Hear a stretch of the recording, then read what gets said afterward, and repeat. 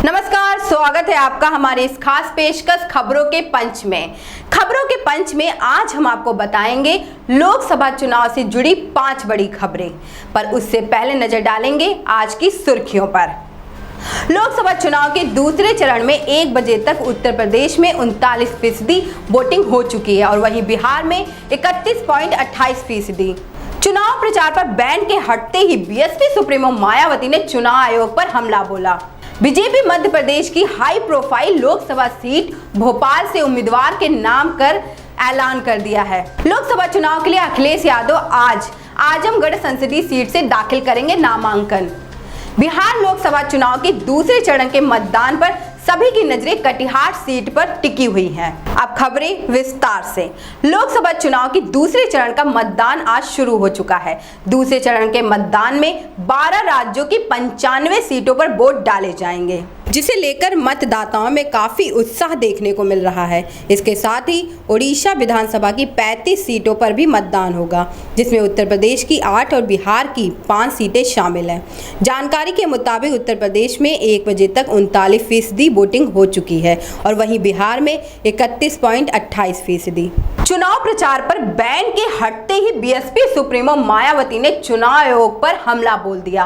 मायावती ने चुनाव आयोग से ट्वीट करके पूछा है कि चुनाव आयोग की इतनी पाबंदी के बाद भी सीएम योगी खुला उल्लंघन करके यूपी के शहर शहर व मंदिरों में जाकर दलित के घर बाहर का खाना खाने आदि का ड्रामा करके तथा उसको मीडिया में प्रचारित करवा के चुनावी लाभ लेने का गलत प्रयास लगातार कर रहे हैं, किंतु आयोग उनके प्रति मेहरबान है क्यों?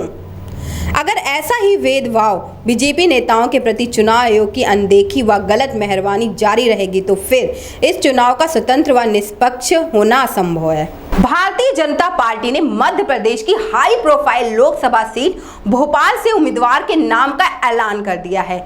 बीजेपी ने इस सीट से दिग्विजय सिंह के खिलाफ कट्टर हिंदूवादी नेता साध्वी प्रज्ञा सिंह ठाकुर को मैदान में उतारा है। बता दें कि बीजेपी इस सीट से कांग्रेस के दिग्गज नेता दिग्विजय सिंह के खिलाफ कट्टर हिंदूवादी नेता साध्वी प्रज्ञा सिंह ठाकुर के नाम पर लंबे समय से विचार कर रही थी। साध्वी के नाम के ऐलान के बाद अब इस सीट पर हिंदू वोटों का ध्रुवीकरण देखने को मिल सकता है। इसके अलावा बीजेपी ने गुना, सागर, विदिशा लोकसभा सीट से भी उम्मीदवार का ऐलान किया है।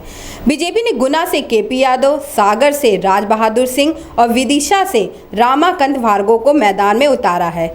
हालांकि हाई प्रोफाइल सीट इंदौर पर अभी भी सस्पेंस बरकरार है। लोकसभा चुनाव के लिए अखिलेश यादव आज आजमगढ़ संसदीय सीट से अपना नामांकन दाखिल करेंगे। नामांकन दाखिल करने के बाद बैठोली बाईपास पर जनसभा को संबोधित करेंगे। बता दें कि पर्चा भरने से पहले अखिलेश आजमगढ़ में रोड शो कर रहे हैं। समाजवादी पार्टी का गढ़ कहे जाने वाले आजमगढ़ से सपा संरक्षक और उत्तर प्रदेश के पूर्व मुख्यमंत्री मुलायम सिंह यादव मौजूदा सांसद हैं। उत्तर प्रदेश की ये हाई प्रोफाइल सीट पूर्वांचल की सियासत की चाबी है। लोकसभा चुनाव 2014 में मोदी लहर के बाद भी मुलायम सिंह यादव ने यहां से जीत हासिल की थी। बता दें कि 2014 में मुलायम सिंह यादव ने आजमगढ़ और मैनपुरी दोनों जगहों से चुनाव लड़ा था और दोनों जगह जीत मिली थी। बाद में उन्होंने मैनपुरी सीट छोड़ दी थी। इस सीट पर भी मोदी लहर का कोई असर देखने को नहीं मिला था। इस बार बीजेपी ने भोजपुरी फिल्मों के सुपरस्टार अभिनेता दिनेश लाल यादव उर्फ निरहुआ को आजमगढ़ संसदीय सीट पर उम्मीदवार बनाया है।